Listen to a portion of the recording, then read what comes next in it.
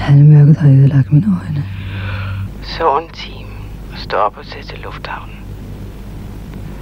Klokken 6:10 letter du. Du elsker jo at flyve. Tidligt. 6:10.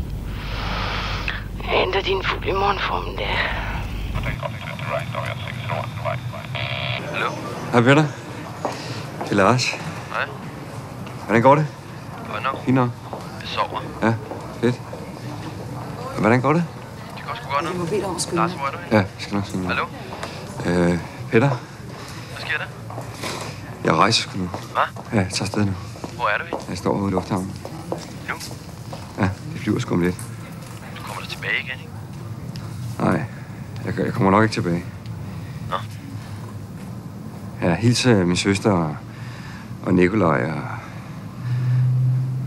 Det er fedt med en minibar. Ja.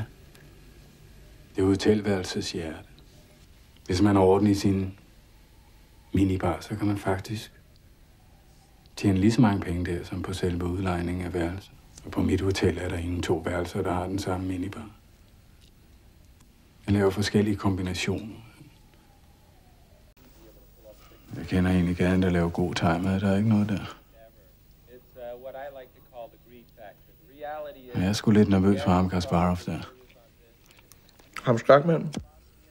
Jeg kommer overhovedet ikke bag på mig. Och en computer. Svarar så till människan.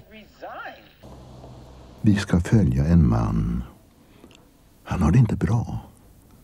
Men han vill kärleken. Han vill det så hjärtans gärna. Spring ud på gulvet, slå dig løs til swing og harmoni.